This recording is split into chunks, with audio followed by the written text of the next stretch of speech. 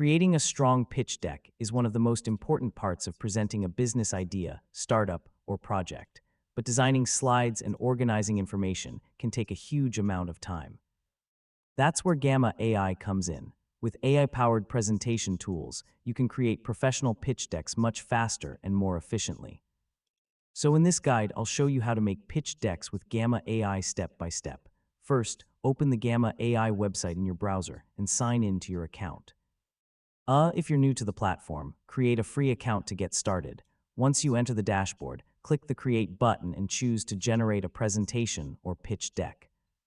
Now type a detailed prompt explaining your business, startup idea, product, or project. So you should include information about your audience, goals, and presentation style. After entering the prompt, click Generate and let Gamma AI automatically create the pitch deck structure and slides. Once the deck is ready, review the slides carefully.